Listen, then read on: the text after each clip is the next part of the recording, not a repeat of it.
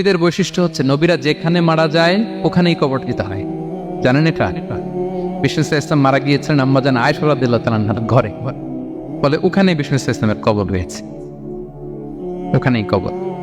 এবং ওই কবর দেওয়ার পরেই ওই কবর দেওয়া ঘরের ভিতরে আম্মাজান আয়েশা রাদিয়াল্লাহু তাআলা যতদিন বেঁচে ছিলেন ওখানেই ছিলেন কবরের পাশে।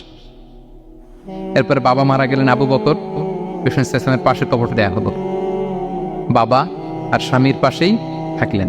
এরপর ওমরে ফারুক মারা গেলেন, ওনারও কবর দেয়া হলো। কিন্তু এখন তো আর বাবা আর স্বামীর সাথে পর্দা নেই, ওমরে ফারুকের সাথে তো পর্দা আছে। তো তখন তিনি ঘরটা হয়ে গেছে ছোট, 3টা কবরে অনেক জায়গা স্পেস নিয়ে গেছে। এখন অল্প একটু জায়গা পর্দা টাঙিয়ে দিলেন ওমরে ফারুকের সাথে পর্দা হিসেবে, ছোট্ট একটা জায়গায় যতদিন বেঁচে ছিলেন ওখানটাতেই ছিলেন। ওমরে ফারুক যখন আমিরুল মুমিনিন খলিফা, তখন ছেলে আব্দুল্লাহকে পাঠিয়েছিলেন যে যাও একটা অনুমতি আগে থেকে নিয়ে রাখো আম্মাজান আয়েশার কাছ থেকে, যেহেতু ঘরটা ওনাকে বলে রাখো যে আমি মারা গেলে যেন আমার 2 বন্ধু মুহাম্মদ সাল্লাল্লাহু আলাইহি ওয়াসাল্লাম এবং আবু বকরের পাশে যেন কবর দেয়া হয়। আব্দুল্লাহ এসে বলল, আব্বা জান তো এই পায়গাম পাঠিয়েছেন। আয়েশা রাদিয়াল্লাহু তাআলা বললেন, আমার খুব ইচ্ছা ছিল আমি আমার স্বামী এবং বাবার পাশে শোবো, কিন্তু আমিরুল মুমিনিন যখন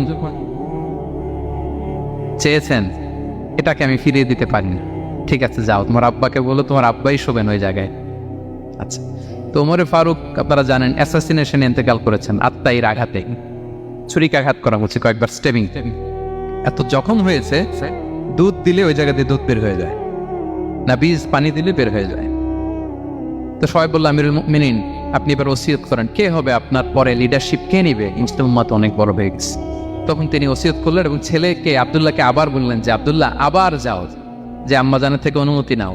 বলতেছে অনুমতি না নিলাম আর অনেক আগে, উনি তো বলছে আপনি মারা গেলে ওখানেই শোবেন। বলতেছে না, তখন আমি আমিরুল মুমিনিন ছিলাম, এখন তো কিছুক্ষণ পরেই মারা যাবে, এমনও হতে পারে আমার ভয়ে বা লজ্জায় তখন অনুমতি দিছে, এখন আর দিবেন, আবার যাও। আবার গেল, আয়েশা রাদিয়াল্লাহু তাআলা আনহা বললেন না, এখন আমি আগের কথার উপরে আছে, তোমার আব্বাই সেখানে শোক। সুবহানাল্লাহ। ওমরে ফারুক ওখানে শুলেন, তখন তিনি পর্দা আরম্ভ করলেন আম্মাজান আয়েশা। তাহলে রাসূল সাল্লাল্লাহু আলাইহি ওয়াসাল্লামের কবরটা হচ্ছে আম্মাজান আয়েশা রাদিয়াল্লাহু তাআলা আনহার ঘরের ভেতরেই। আপনারা মসজিদে নববী যারা ভিজিট করেছেন তারা জানেন যে আপনারা যখন কিবলামুখী হয়ে নামাজ পড়েন, বাম দিকে বিষ্ণু ইসলামের কবর, সেখানে রাসূল সাল্লাল্লাহু আলাইহি ওয়াসাল্লামের পাশে আবু বকর এবং ওমরে ফারুক রাদিয়াল্লাহু তাআলা আনহুমা শুয়ে আছেন। রাসূল সাল্লাল্লাহু আলাইহি ওয়াসাল্লামের কবর থেকে মিম্বার পর্যন্ত এই পুরো জায়গাটা রাউদাতুম মিন রিয়াদিল জান্নাহ, দুনিয়ার বুকে জান্নাতের একটা টুকরা। বিষ্ণু ইসলাম ইন্তেকালের আগে ওনাকে অপশন দেয়া হয়েছে, নবী আপনি চাইলে থেকে যেতে পারেন আজীবন, আর চাইলে আমার কাছে চলে আসতে পারেন, এই হ্যাভ অপশন। বিষ্ণু ইসলাম তার রবের সাথে সাক্ষাৎকে চুজ করেছেন এবং ইন্তেকালের আগে তিনি পড়েছিলেন আল্লাহুম্মা গফিরলি ওয়ারহামনি ওয়ালহিকনি বির-রাফিকিল আ'লা, আল্লাহ আপনি আমাকে ক্ষমা করুন, আল্লাহ আপনি আমার প্রতি রহম করুন, আল্লাহ আমি আপনার সান্নিধ্যে যেতে চাই, পৃথিবীতে থাকতে চাই।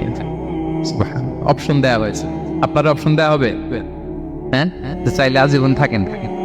আমরা অপশন পেলে তো বলতাম আল্লাহ যা হয়েছে এখানেই থাকতে চাই, কি বলেন? বিষ্ণু ইসলাম বলেছেন ইলা রাফিকিল আ'লা, আল্লাহ আমি আপনার সান্নিধ্যে যেতে চাই। বিষ্ণু ইসলাম ইন্তেকাল করলেন এবং উম্মার জন্য এটা সবচাইতে বড় ফিতনা এবং পরীক্ষা ছিল, এর চেয়ে বড় কষ্টদায়ক বিষয় ছিল না উম্মার জন্য বিষ্ণু ইসলামের ইন্তেকাল। তিনি যখন ইন্তেকাল করলেন সাহাবারা পাগলের মতো হয়ে গেল। ওমরে ফারুক উনি বিশ্বাসই করে না, মানে আমার নবী মরতে পারে এটা উনি ভাবতেই পারেন। উনি নাঙ্গা তলোয়ার বের করে বলতে আরম্ভ করলেন, যে বলবে মুহাম্মদ মারা গিয়েছে আমি তার গর্দান উড়িয়ে ফেলব। পরিস্থিতি অত্যন্ত ভয়ঙ্কর। আবু বকর রাদিয়াল্লাহু তাআলা আনহু তিনি আয়াত তেলাওয়াত করলেন, ওমা মুহাম্মাদুন ইল্লা রাসূল ক্বাদ খালাত মিন ক্বাবলিহির রুসুল, মুহাম্মদ রাসূল ছাড়া কিছু নন, তার আগে অনেক রাসূল চলে গেছে, তিনি যদি মারা যায় বা শহীদ হয় তোমরা কি আবার আগের কুফরিতে ফিরে যাবে? এই আয়াত যখন তেলাওয়াত করলেন ওমরে ফারুক হাঁটু গেড়ে বসলেন। তিনি বললেন এই আয়াত তো আমি আগেও জানতাম, অনেক তেলাওয়াত করেছি, কিন্তু আমার মনে হলো এই মাত্র আয়াতটা নতুন করে শুনলাম, এই মাত্রই বোধহয় কোরআনের এই আয়াতটা নাজিল হয়েছে। সাকিফায়ে বনু সাঈদার মধ্যে সবাই বসে আবু বকর রাদিয়াল্লাহু তাআলা আনহুকে খলিফা হিসেবে নির্বাচিত করা হলো। বিষ্ণু ইসলামের ইন্তেকাল শেষ, গোসল দেয়া শেষ। আমরা যেমনি মারা গেলে আমাদের জামা খুলে অন্য একটা জামা পরিয়ে গোসল দেয়া হয়, বিষ্ণু ইসলামের ক্ষেত্রে এটা হয়নি, ওনার গায়ের জামা খোলা হয়নি, যে জামাটা ছিল ওই জামাটার উপরে গোসল দেয়া হয়েছে, ওনার ইউনিকনেস।